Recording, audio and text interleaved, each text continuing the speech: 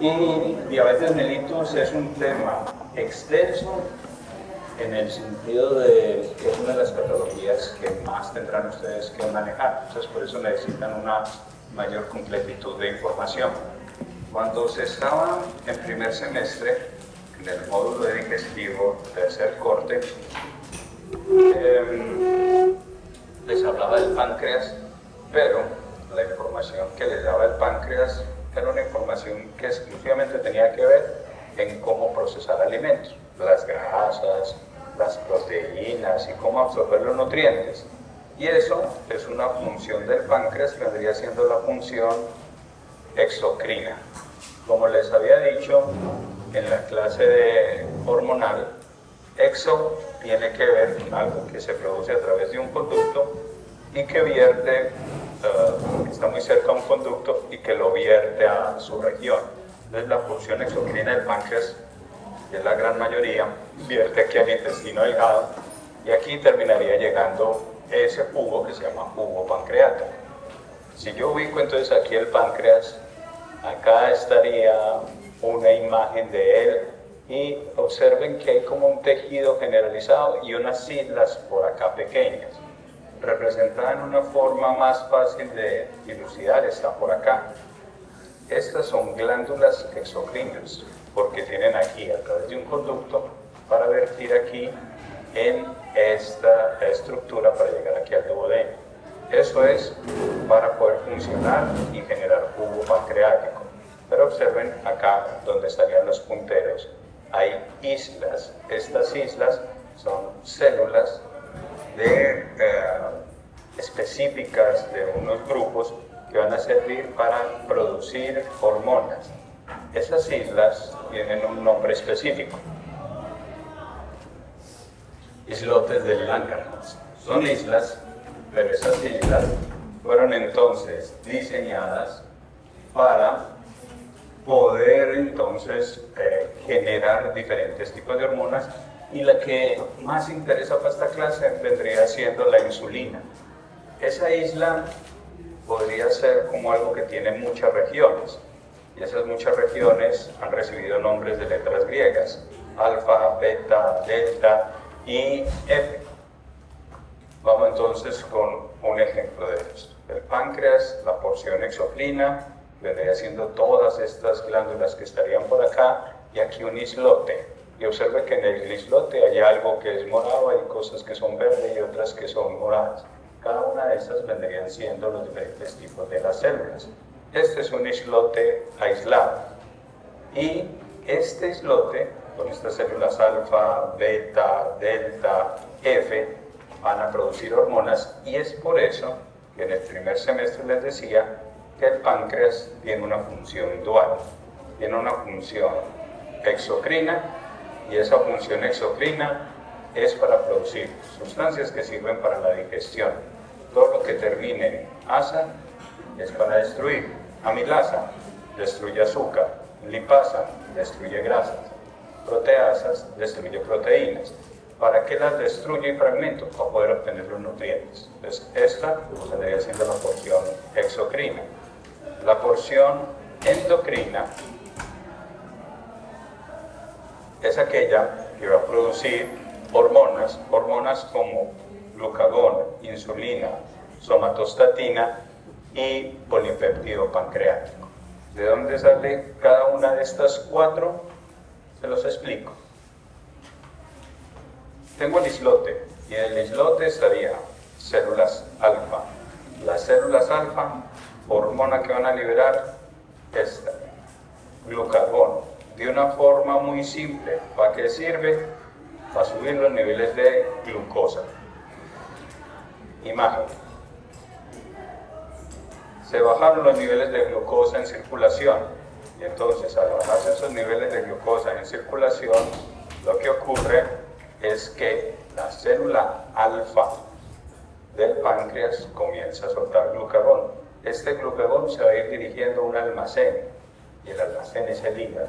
El hígado es muy bueno guardando una reserva de glucosa, sino que la guarda en algo especial que se llama glucógeno. Entonces, el hígado coge glucógeno, lo fragmenta y suelta glucosa a la circulación. Y así algo que estaba abajo ya se normaliza. Entonces, así es como funciona el cuerpo.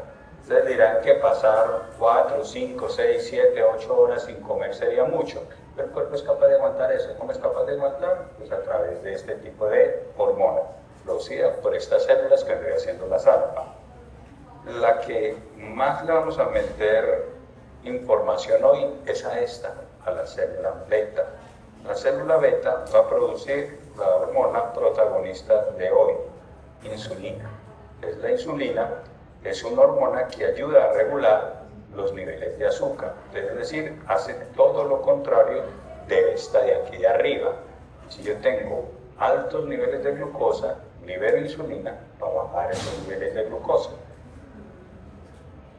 Comparando las dos, es el glucagón, y aquí traducido el inglés, están bajitos los niveles de glucosa, entonces llega el glucagón y dice que va a ir a ayudar y va a ayudar para que aumente. La insulina aquí la diagramaron como un policía, y es ¿por qué? Porque la insulina lo que permite es que las células puedan utilizar la glucosa.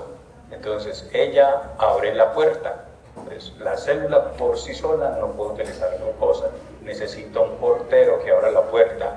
Este es el portero que abre la puerta. Si yo no tengo este portero, puede haber toda la glucosa que ustedes quieran, pero no va a entrar. Entonces yo necesito a este para poder hacer que la glucosa entre.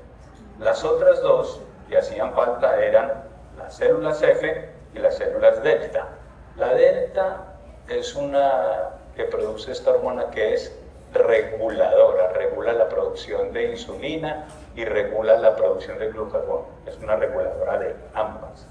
Y la F, que es el polipéptido pancreático, es una que se incrementa después de que comemos alimentos ricos en proteínas, es decir, si van y comen mucha carne en periodos de ayuno o en ejercicio, y ayuda a disminuir la acción de esta de la de arriba. Entonces ahí tendríamos de una forma muy general las cuatro. Si necesitan glucosa y no han comido, ¿cuál funciona? ¿Alfa o beta? Alfa. ¿Qué produce el alfa? Glucagón. Y así es como funciona el ayuno. Entonces, nosotros como seres que hemos ido evolucionando, ¿qué es lo que hacemos? Hemos pasado, desde el punto de vista evolutivo, por muchos periodos de hambre. Entonces, nuestro patrón genético, necesitamos glucosa porque es el sustrato más útil y más rápido para obtener energía. Si lo mezclo con el oxígeno para obtener ATP. Entonces, con esas dos cosas obtengo ATP. ¿Por qué lo utilizo? Porque es rico, es dulce y lo puedo guardar muy fácilmente. ¿Cómo lo guardo? Lo guardo como grasa. Entonces, como la gran mayoría de nuestro tiempo como Homo sapiens hemos vivido en periodos de hambruna, nuestro diseño genético es, si sobra glucosa, lo guardo entonces como grasa. ¿Por qué? Porque pronto viene otra hambruna y así tenemos. ¿Qué ha cambiado? Que al final de nosotros aquí, en los últimos 50 años, la dieta ha cambiado y tenemos un exceso de glucosa. Entonces, por eso es que va incrementando la obesidad y el sobrepeso. Una de las estrategias, disminuir el número de calorías o el número de glucosa que estamos consumiendo. Y ojo acá, a veces a uno se le salta como decir glucosa y azúcar, pero son cosas muy distintas. La glucosa es el sustrato que necesitamos. El azúcar, un sobrecito para los que le echan al café, entonces el azúcar es glucosa más fructosa. Esto es una cosa completamente distinta. Así, al azar, ¿cuánto creen que podrían aguantar sin comer nada? Nada, solo sin comer. Hoy pueden hacer lo otro, tomar, ingerir líquidos, todo lo demás. Una semana, un mes, bueno, ¿sí? 5 minutos. Entonces, vamos acá. El ser humano está también diseñado para aguantar los periodos de hambre, que les muestro el récord. Este era un señor que nació en esa región, en Escocia, Angus Barbieri. ¿Sí? Este señor, ¿qué pasó? Que en 1966, este era su peso, 207 kilogramos. Se metió a un plan muy riesgoso, pero altamente vigilado. Y el plan era no comer. Sí podía beber, bebía café, té, agua, algunos suplementos de vitaminas y minerales pues, que pudieran hacer falta, pero sin comer absolutamente nada, solo bebiendo. Y este señor, ¿cuánto estuvo sin comer? 382 días. ¿Sí? Y entonces, en los 382 días se murió, obvio que no. ¿Cuánto terminó pesando al final? 82 kilos. Sin comer 380. Pero esto es porque era vigilado. Esto no es que dice, ay, voy a dejar de comer y ya hasta que llegue al peso que quiera, no. Esto es vigilado estrictamente con todo lo demás. Pero observen todo lo que podría aguantar el cuerpo humano. Cogió toda esta reserva de grasa que tenía y la fue transformando entonces en un sustrato para sobrevivir. ¿Cuánto necesitamos nosotros de calorías aproximadamente un día para sobrevivir? Es decir, ustedes se levantan por la mañana y no quieren venir a la universidad y se inventan cualquier excusa y se quedan en la cama viendo Netflix. ¿Sí? O sea, ni siquiera se mueven para cocinar, solamente hay domicilio. Hacer eso, de estar solamente sobreviviendo y respirando, uno necesitaría en promedio unas 2.000 calorías. Eso es lo que necesita uno diario para sobrevivir. Entonces, es muy fácil, para que se hagan una idea. Una bandeja paisa, tableadita, puede tener entre 2.200 a 2.500 calorías. O sea que con una bandeja paisa ya tendríamos lo suficiente para todo el día, sin comer absolutamente nada más. Vamos a ver entonces cómo funciona el metabolismo por acá de la glucosa. La glucosa es entonces una de las fuentes de energía celular más importantes, porque la necesito mezclar con el oxígeno. Hay muchos tejidos que solo pueden utilizar grasas o proteínas como energía, pero la gran mayoría... Uy, espera un momento.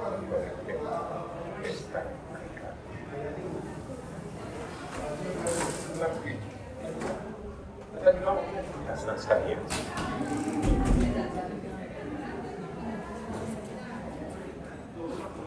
Y esta estructura, el cerebro y los glóbulos rojos, ellos pueden utilizar glucosa sin necesidad de insulina.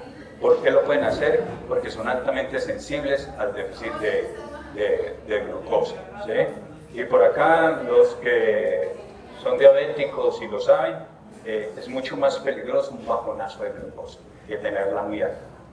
Un bajonazo de glucosa hace que el cerebro sufra inmensamente. Entonces, ellos lo pueden utilizar sin insulina. Si yo tengo un exceso, ¿cómo lo guardo? Acá, lo guardo como glucógeno, almacén, el hígado. Entonces, esa es la parte más importante de reserva para poder guardar entonces la información. De una vez, les voy dando puntos, tips de exposición. Como tienen que exponer, y obviamente exponer es una de las cosas que más estrés genera un ser humano, pues entonces ensayen. ¿Sí? ¿Qué no van a hacer aquí? No van a leer en el celular ni van a leer una hoja. Se aprenden. O sea, estoy hablando acá de cosas. Y si se me olvida, puedo tener por ahí algún apunte de alguna palabra o algún dato que se me olvide. O si sé que se me va a olvidar, lo dejo aquí en la diapositiva. ¿Listo? Pero es estudiar para realmente exponer y decir y aprender cómo transmitir un conocimiento. Rara vez yo me meto en la diapositiva, sería como yo estar hablando y estar aquí, o sea, si estoy capaz de pensar, ¿sí? O si estoy leyendo, estar así. ¿Sí? Entonces, acá, si tienen todo este espacio, pues hacen movimientos cortos, o sea, hacen 1, 2, 3 y pa, ¿sí? Y siguen con la audiencia. y no está o aquí así, ¿sí? O aquí así, y así. ¿Cómo saben ustedes qué muletilla tienen? Pues se filman en la tranquilidad de su hogar con un televisor, exponen lo que tienen que exponer y miran cómo se ven ustedes y hacen una autoevaluación. Yo no me muevo mucho de acá porque tengo que estar con el equipo, pero ahí les voy dando entonces datos. Como yo ya les había hablado, entonces aquí con los tipos de letra, ¿sí? Y aquí esta persona, porque tiene un emoji o algo que representa un concepto de una vez y queda guardado. Entonces el glucógeno que se guarda acá, a través de este proceso, glucogenólisis, yo lo parto y ya puedo obtener glucosa, sacarla de este almacén. Gente que le toca sacarla de este almacén hasta no donde más, periodos de hambre, ¿sí? Entonces, ¿de dónde puedo yo también sacar glucosa? Lo puedo sacar de proteínas, lo puedo sacar de grasas, ¿sí? Entonces, a través de las proteínas o de la grasa, puedo también sacar glucosa. Lo primero vendría siendo de los carbohidratos, pero aquí está. Creo glucosa a través de nuevas rutas, y eso aparece por aquí en el hambre o en el ejercicio intenso. Miren aquí entonces, en estos niños desnutridos, como lo que han perdido ya ahorita, al final, vendría siendo la masa muscular. Pero cuando tengan tiempo, se pueden ver esta película, se ganó 2 Óscares, se llama La Zona de Interés. Esta película se lo ganó, fue a Mejor Película Extranjera y a Mejor Sonido. Es decir, que si van a ver, les sugiero que tengan una buena barra de sonido, porque el sonido es una parte fundamental aquí en la película. Si ven entonces el póster, hay una parte que está muy iluminada y existe una parte que está oscura. ¿De qué trata la película? De cómo familias nazis estaban en un campo de diversión muy cerquita y aquí detrás de esta muralla estaban matando a millones de judíos y por eso esto está aquí oscuro. Y no es que muestren la parte de los judíos, pero hay mucha parte del ruido de cuando llega el tren, de los ruidos cuando la gente la está gaseando, de los ruidos cuando la gente la está quemando. Entonces, esta es la película hablando de cómo gente que estaba matando a otra acá vivía como si estuvieran en una realidad paralela. Y en ese lugar murieron muchas personas. Algunos, los datos más conservadores, hablan por ejemplo entre 6 a 7 millones de judíos. ¿Qué pasaba con estos judíos que estaban siendo detenidos por el Tercer Reich? Que ellos, la dieta que les daban era una en la cual, si acaso o si mucho, les daban 300 calorías, y ya saben cuánto necesita uno en el día. ¿Qué les daban? Una sopita diluida y un pedacito de pan duro. Eso era entonces lo que ellos recibían. ¿Y qué hizo el cuerpo? Inicialmente, lo que hubiera circulando de glucosa. Después, le eché la mano a la grasa, como Barbieri. Y después, cuando se me acabó la reserva de grasa, ¿a qué le he hecho mano? Al tejido muscular, para acabar. Entonces ese cuerpo tratando de sobrevivir, pero pues finalmente llega a un punto de no retorno. Una familiar que estuvo el año pasado en Auschwitz-Birkenau me regaló un par de fotos. Estas eran de los baños entonces en Auschwitz, y por acá de las literas, donde estuvieron una gran cantidad de judíos que fallecían. ¿Cómo utilizaba la glucosa del cuerpo humano? Con esta, con insulina. La insulina me va a servir para lo que yo he comido, sea bueno o sea malo, yo lo puedo utilizar y para sacar esa glucosa. Entonces, ¿cuándo se incrementa la glucosa? Se incrementa cuando consumo o hay altos niveles de la insulina, y se incrementa cuando hay niveles elevados de glucosa en sangre. Lo otro, cuando como. Entonces, al comer, la comida llegará al estómago, genera una serie de hormonas y esas hormonas dan la señal para que se bote la insulina. Y lo otro vendría siendo en esto, en periodos de miedo o de estrés. Esto es una estimulación de la división simpática.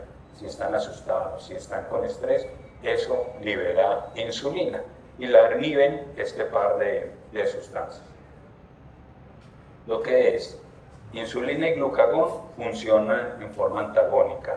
Esta disminuye la glucosa y esta incrementa la glucosa, para poder mantener un nivel que sea pues, el regular. ¿Sí? ¿Qué hace esta insulina? Si yo tengo por acá, ¿qué se está raro?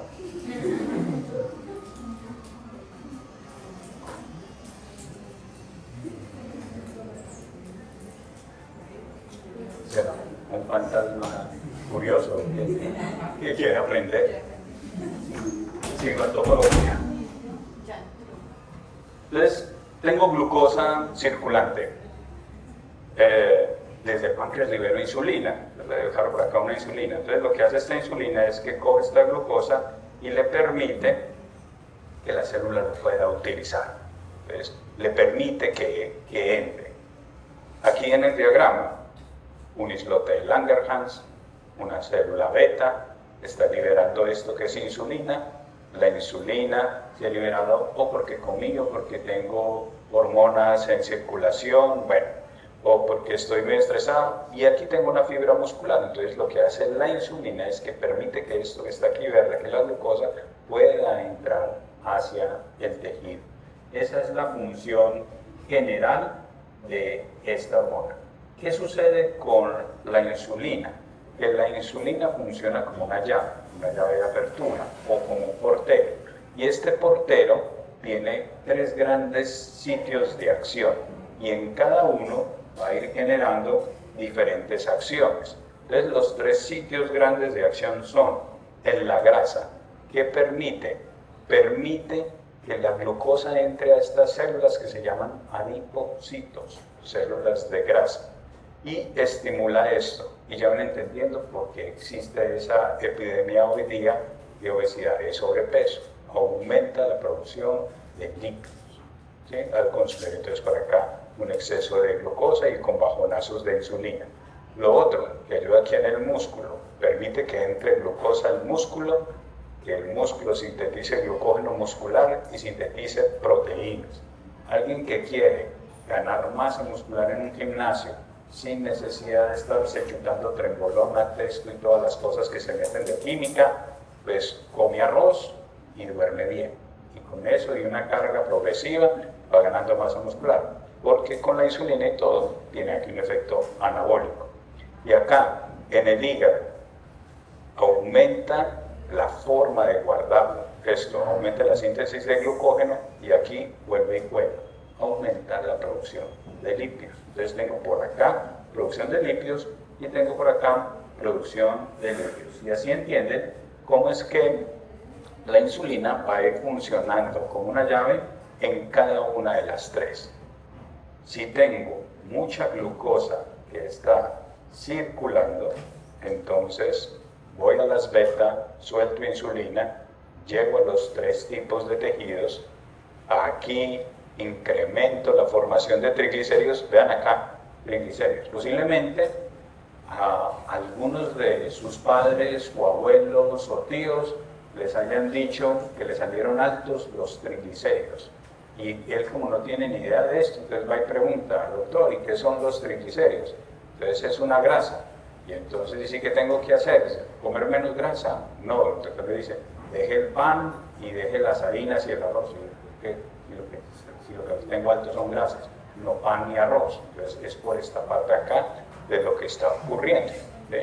Entonces, este aumenta la formación de triglicéridos. En el músculo aumenta la síntesis de proteína y aquí aumento del almacenamiento de triglicéridos. Al actuar en estos 3 lados, finalmente disminuyen los niveles de glucosa en sangre. Y si están muy bajitos, como estábamos viendo ahorita con el gordito de Escocia, pues entonces él utilizaba era esto, haciendo lo contrario para extraer de las reservas y así ya poder entonces nivelar. Esto que vendría siendo de las alfas, se me bajoneó la glucosa, no he comido, no he tenido con qué mercar, voy a las células alfa, aumento glucagón, ¿sí? Y así ya las libero al torrente sanguíneo, ¿sí? Y ahí sí ya tengo un incremento. Los que son foráneos, fin de mes, ¿de qué sobreviven? De glucagón, ¿sí? De puras células.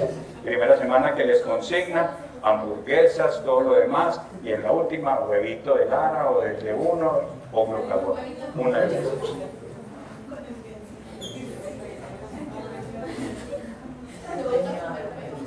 Y ahí vamos entonces con estas rutas, que lo que están buscando es ATP, pero las rutas son complejas, con eso que a ustedes tanto les gusta aprender, como el ciclo de Krebs, con el plan del ciclo de Krebs y todo eso. Entonces, esas rutas al final lo que están buscando es generar ATP. Pero si esto se descuadra, me va a llevar a una enfermedad. Símbolo de este círculo azul hace referencia a esto, a diabetes mellitus. Diabetes mellitus, y aquí ya arrancaría como si fuera una exposición. Coloco primero una diapositiva en la cual estoy mostrando de qué voy a hablar. Hice algo muy parecido con hipertensión, pero con hipertensión hice algo erróneo a propósito. Hablé de diferentes cosas y dije, quiero hablar de bibliografía y no puse la bibliografía. Nunca la mostré. ¿Sí? Nadie me preguntó. O sea, si alguien estaba aquí pendiente, sabía que cuáles eran las profe y de dónde sacó eso. No. Puedo haber dicho cualquier cosa que se me haya inventado, pero no. Entonces, ahorita se va a colocar la parte de bibliografía. Vamos primero, definición. Entonces, ¿qué es la diabetes mellitus? La diabetes mellitus es una enfermedad. Palabra, crónica. Esa aplica también para hipertensión. Crónica significa que se demora mucho tiempo en aparecer. ¿Cuándo aparece la diabetes mellitus? Aparece en dos grandes escenarios. Cuando el páncreas no produce insulina, esa vendría siendo un escenario, o el otro, cuando el cuerpo no es capaz de utilizar eficazmente esa insulina. Esos son los dos escenarios. O no la produce o no es capaz de usarla. ¿Qué sucede si yo no tengo insulina? La glucosa en sangre aumenta o disminuye. Si no la puedo usar, aumenta. Entonces voy a tener mucho azúcar circulando en la sangre. De una vez, haciendo un spoiler y yéndome al tema de transporte de membrana, si yo tengo un soluto, como la glucosa, si yo tengo una zona donde hay mucho soluto, ¿qué pasa con el agua? El agua va hacia el soluto o sale de donde está el soluto. Va hacia. Y entonces esto es una explicación muy simple de lo que va a ocurrir con la diabetes. La diabetes va a generar daños osmóticos, porque todo ese exceso de azúcar va a tener una serie de complicaciones, va a incrementar el líquido en unas zonas donde no deberían tener tanto. ¿De dónde viene esa palabra? Etimología es eso, el origen de la palabra. Entonces, la palabra diabetes tiene un origen griego, y ese origen griego es de esto que no se pronuncia, no tengo ni idea del griego, y significa pasar a través de, y más específicamente, un instrumento para pasar a través de. Esto es un sifón, y ese sifón fue la palabra en la cual surgió ese término de diabetes. Si ustedes están viendo este sifón egipcio, hay una parte por donde está entrando el líquido y existía otra por donde estaría saliendo el líquido. Entonces, ¿qué pasa con un paciente diabético? Consume mucho líquido y bota mucho líquido. Entonces, eso que ahorita les explicaré por qué se da, surgió entonces acá, en el mundo egipcio y adaptado al mundo griego. ¿Qué sucedió después? Entonces tiene otra parte, diabetes mellitus. ¿Por qué tiene ese nombre de mellitus? Mellitus significa que sabe a miel. Y fue un médico árabe, Abu Ali Ibn Sina, o Avicena. Entonces Avicena, en uno de los libros más importantes de la medicina, en la historia de la medicina, que llama el Canon de la Medicina, él señaló que la orina de los diabéticos tenía un sabor dulce. ¿Cómo sabía un médico que la orina sabía dulce? Probando miados. Entonces, al probar los miados, decía, esto está como dulcete, debe ser que tiene diabetes mellitus. Pero si volvía a probar los miados, y decía, no, esto está como muy simple, pero entonces decía que tiene una diabetes insípida. Entonces ahí fue la forma como se le dieron esos primeros nombres de diabetes mellitus y diabetes insípida. La insípida, de pronto tienen por ahí algún recuerdo cuando estudiaron hormonas. La hormona antidiurética incrementa mucho el líquido y esa hormona antidiurética va a ser entonces la que va a generar eso. Y de ahí surgió entonces el nombre de diabetes mellitus. Vamos acá con Thor Gordito. Entonces, epidemiología. ¿Por qué, o más bien datos estadísticos con respecto a diabetes mellitus? Tendencias: 700 millones de adultos tendrán diabetes al 2045. O sea que muchos pacientes que ustedes van a atender van a ser diabéticos. En este mapa de calor están localizadas, entre más hacia el rojo esté, las regiones en las cuales hay más diabetes, y obviamente habrá más obesidad. Por acá en China, por acá en Estados Unidos y por acá en la India. Para Sudamérica, ¿cuál es el país que más obesidad tiene? Brasil. El Brasil vendría siendo el puntero hacia acá, hacia nuestra región, en cuanto a ese incremento. Si ustedes quieren chismosear datos de diabetes y mirar cómo está la información, simplemente pueden consultar el Atlas de Diabetes. Es algo libre, online, hay datos por cada una de las partes de las regiones y ahí aparecen esto. 589 millones de adultos entre 20 y 79 años viven con diabetes, ¿sí? Y está ocasionando una gran cantidad de muertes y ocasiona muchos gastos al sistema por todas las complicaciones que ahorita veremos. Entonces, ¿qué más hay? China, después India, Pakistán y después sigue Estados Unidos, aunque esto es casi como en un empate técnico. En Colombia, gente con diabetes, más o menos tirando como 3 millones. ¿Sí? Tendríamos ahí lo que...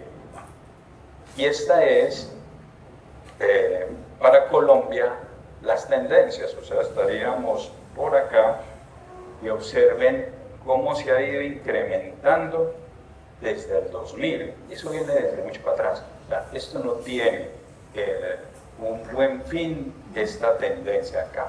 Lo que me está explicando, cada vez hay más obesidad, más sobrepeso y cada vez vamos a tener más de estas complicaciones. Y ya les explicaré el porqué de esa tendencia al alza.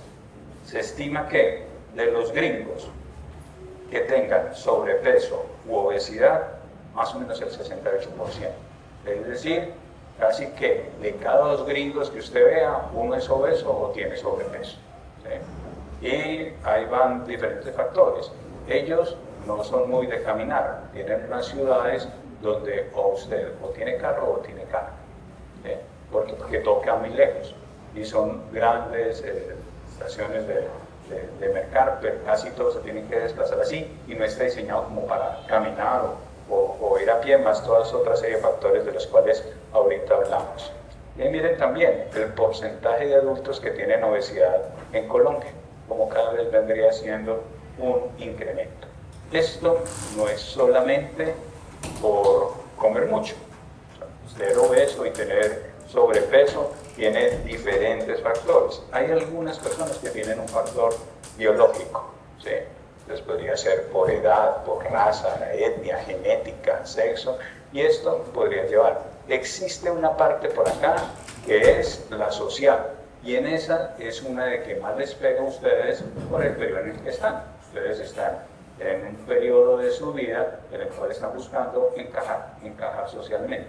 Y hacen muchas actividades sociales, y esas actividades sociales siempre van a implicar mal comer. Yo nunca he visto que ustedes publiquen un reel que diga, ay, vamos a hacer una fiesta, ay, nosotros somos los de verde y trajimos brócoli y acelgas. No, o sea, no, eso no pasa, ¿sí? Y nosotros somos los de amarillo y trajimos fruto seco y marañones. No pasa, ¿sí? Entonces los de amarillo traen mecato amarillo, los de verde mecato verde. Y cualquier reunión, o es con hamburguesa, o es con papitas, o es con gaseosa. Y esa es parte de su entorno social. Entonces es un entorno social obesogénico, es decir, que va a tender a que cada vez sean más gordos. Y así lo veo yo los veo a ustedes desde que están chiquiticos en primer semestre y después los veo como tanques transformados en octavo y noveno semestre. Yo le enseñé a este o a esta y es así, le enseñé como a 4 veces la misma persona. Entonces, y los he visto así como van teniendo su transformación en periodo muy corto, 3, 4 años. Entonces tienen un cambio morfológico muy rápido.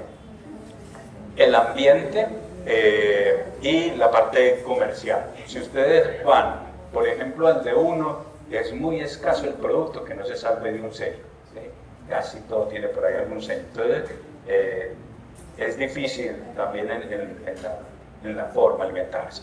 Si miráramos entonces ahí el de Escocia, pues podría ser algo así. Tendríamos este sistema esquelético tratando de sostener esto y también un sistema cardiovascular tratando de llevar a todo eso. Van a seguir, muchachos, unas fotos sensibles. Les pido, por favor, discreción, que no sean publicadas, que no solamente aquí en este entorno, y son de mi OnlyFans. Entonces, les voy a mostrar cómo soy yo internamente. Acá, índice de masa corporal, 25. ¿Cómo saco un índice de masa corporal? Calculen ahí, coloquen simplemente ahí una IA, calcula mi índice de masa corporal, mido tanto y peso tanto. ¿Sí? Y ella le hace el cálculo. Existen también calculadoras. Si están entre 18 y 25 es lo que se considera normal. Si están entre 25 y 30, se clasificarían como sobrepeso, y un índice de masa corporal de más de 30 vendría siendo obesidad. Si están por menos de 18, ya estarían en el rango de bajo peso. Esa es una forma grande, pero esto es engañoso. ¿Por qué? Porque si supongamos, hay alguien que podría estar y le daría el índice de masa corporal acá, pero en realidad es alguien que es muy juicioso y hace mucho ejercicio y lo que pesa es músculo. Entonces, ahí está. Y otro que no pesaría y vendría siendo grande. Entonces las cosas cambian. Y entonces ahí viene estos datos de dónde fueron, de un congreso de endocrinología. Entonces en uno de los stands estaban haciendo muestras con DEXA. DEXA es un aparato en el cual uno se para sin absolutamente nada que tenga metal y coge 4 partes, y entonces con esas 4 partes va pasando un tipo de onda, y esa onda va midiendo la composición corporal. Entonces esto sí es bien relevante. Entonces la composición corporal que me dio, que si bien yo estaba aquí, entre el límite entre lo normal y sobrepeso, estaba con esto elevado, con la grasa visceral. Y eso no es el gordo que tenga acá, esto es grasa por dentro, en las vísceras. ¿Y dónde me la gané? Me la gané en la universidad, me la gané en el primer año de rural, porque tenía una viejita que me alimentaba como si no hubiera un mañana. Y entonces, ahí sí va. Y entonces, ¿qué decía la composición mía? Que el brazo derecho está aquí, como en el límite entre su merced y mi señora en cuanto a calidad de masa. Lo mismo acá, me falta masa muscular en la espalda, o sea, tendría que trabajar más esa parte de acá. Y las piernas, pues bueno, más o menos está ahí regulado. Entonces tendría que trabajar aquí como aumentar la masa muscular, y si aumento la masa muscular, disminuiría peso. Entonces lo que me tocaría hacer a mí, una recomposición corporal. Seguir pesando lo mismo, pero aumentando masa muscular y disminuyendo la grasa visceral. Ese vendría siendo el objetivo. Con este dato, ¿yo qué hice? Me chuto aquí, saco sangre, y de ahí va para el laboratorio. ¿Qué salió el laboratorio? Que un tipo de grasa LDL, que es el LDL o el tipo de grasa malo, me salió alto. Hago otros cálculos, riesgo cardiovascular. El riesgo cardiovascular que me salió, decía, si usted sigue con este nivel, por ahí más o menos en 10 años, tiene un chance de un 2%, de un 1 o un 2% de morirse. ¿De qué? De un infarto, una enfermedad cerebrovascular, de algo cardiovascular. Y el misma tabla me decía, pero si modifica este factor, entonces la probabilidad de muerte suya baja al 0,3%. La compro. ¿Sí? Pasar de un 2 a un 0,3 me interesa ese porcentaje. Miro el nivel de LDL, y el nivel de LDL lo calculé y dice, por más dieta y ejercicio que haga y sea juicioso, no voy a bajar y no va a llegar a la meta que necesito. Entonces, ¿qué hago? Me tomo una pasta para disminuir los niveles de LDL. Y así es como funciona una valoración de riesgo cardiovascular.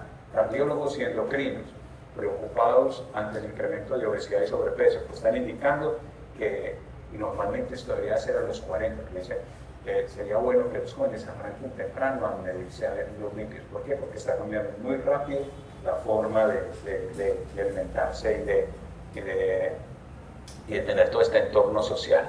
¿Sí? Se estima por la OPS que 62 millones de personas viven con diabetes Y en Colombia, 3 de cada 100 colombianos tienen diabetes. Entonces van a tener muchos pacientes con diabetes. Y como les decía, obesidad es una enfermedad multifactorial, ¿sí? Entonces, las que hablaban ahí, por ejemplo, ya que no consideran la obesidad como enfermedad, un tiempo que está toda una serie de influencias hablando de eso, no, la obesidad es una enfermedad, va a producir una gran cantidad de daños y hay que manejarla como esto. Hay gente que tiene múltiples factores. Entonces está este ambiente obesogénico, problemas hormonales, los problemas de cómo funciona el intestino, y esto está también en muchos estudios, disruptores endocrinos. Si ustedes ven, yo excepcionalmente tomen algo que sea de plástico, realmente prefiero o vidrio o cerámica, ¿sí? Por toda la parte aquí de esto. Si ustedes cocinan en esas cacerolitas de teflón que son más pálidas que negras, lo que hacen es cada vez es como estarse comiendo una tarjeta de plástico así de crédito raspado, ¿sí? O sea, una gran cantidad de microplásticos que rompen entonces la forma como funcionan las hormonas. La nutrición, la actividad física, esto es muy importante en las mujeres, la menopausia. Cuando las mujeres llegan a la menopausia tienen un cambio enorme y lo podrán ver en las madres. Entonces, lleguen de acá y hagan el ejercicio que hagan, coman lo mejor que puedan, el peso va para arriba y para arriba, y se frustran porque no son capaces de bajar. Pero yo hago de todo y no bajo. Es que aquí hay que aprender a manejar esto, y esto lo manejará un endocrino. Esto influencia mucho en ustedes, la cronodistrbución. Ustedes son personas que tienden a acostarse muy tarde y a levantarse temprano. Entonces tienen pocas horas de sueño y alteran también todo el eje hormonal. Junto con esto, estrés y ansiedad. Y eso va a llevar entonces toda esta serie de factores a que finalmente entendamos cómo se genera y cómo se produce la diabetes mellitus. Esto ya se los había mostrado, cómo era la regulación. Si tengo altos niveles de azúcar, libero insulina, bajo los niveles de azúcar. Si tengo bajos niveles de glucosa, voy al hígado con el glucagón y normalizo eso. Si yo ya no puedo producir insulina, voy a tener 2 tipos de diabetes. Tendríamos la diabetes tipo 1. La diabetes tipo 1 es más de jóvenes. Y esta diabetes tipo 1 es más de jóvenes, ¿por qué? Porque en el páncreas se mueren las células beta. No tengo células beta. Y al no tener células beta, ya el páncreas no va a tener cómo funcionar, se pierde todo eso. Claro, que es más de adultos, la diabetes tipo 2. Aquí lo que ocurre es que las personas van teniendo sobrepeso, obesidad, mucha más obesidad, y entre más obesos estén, van a tener una mayor resistencia a la insulina. Supongamos, utilizaban 5 dosis de insulina para manejar la glucosa, se vuelven obesos, ya van a necesitar 10. Se vuelven más obesos, van a necesitar 15. Más obesos, 20. Y el páncreas se mama de producir insulina, como cualquier trabajador que lo ponen a trabajar mucho, finalmente falla. Esta es como una explicación rápida de lo que ocurre en la diabetes 2. ¿El tipo 2 puede dar en pulmones también? Sí, puede dar en jóvenes. Puede dar también en jóvenes. Y se ha visto por obesidad temprana también, pero sí puede ocurrir. Sino que es más usual verla entre los 30 y los 40 años. Entonces, ese incremento entonces de la glucosa en la diabetes tipo 1 pues vendría siendo por esta disminución de la secreción, y en la diabetes tipo 2 por esta parte de acá. Entonces, un resumen grande de la fisiopatología de la 1 es esta. Un resumen grande de la fisiopatología de la 2 es esta. En la 1 hay una insuficiente producción o nula producción, y en la otra hay resistencia a eso. Existe, porque vamos a hablar primero de la tipo 1, dentro de la tipo 1 lo más común es que sea esto, y vuelvan y miren de pronto las reacciones de hipersensibilidad. ¿Qué ocurre aquí? Un joven tuvo una gripa, cualquier cosa, y los linfocitos se equivocaron en la forma de funcionar. Entonces, cuando se equivocaron en la forma de funcionar, van y ven una célula beta y dicen, yo tengo que matar a esta célula beta. Realmente no la tenían que matar, un error del funcionamiento de la inmunidad y terminan destruyéndola. Y entonces este joven se queda sin células beta. La 2, ya les dije, hay una resistencia, cada vez va siendo más difícil poder ingresar esa glucosa y hay otras muchas más en las cuales no nos vamos a meter, que son todas estas que están o asociadas a algún problema endocrino o infeccioso o hormonal asociado a otras cosas. Hay un grupo de personas que son más susceptibles a que les dé diabetes, las embarazadas. ¿Por qué? Porque una embarazada tiene que hacer unos grandes cambios hormonales para poder sostener entonces a ese bebé y ellas van a generar unas sustancias que tienden a que sea mucho más fácil que les dé diabetes. Por eso, las personas de aquí que hayan tenido, que hayan estado en embarazo, pues sabrán que se les hacen exámenes de seguimiento para descartar este tipo de patología en los controles normales.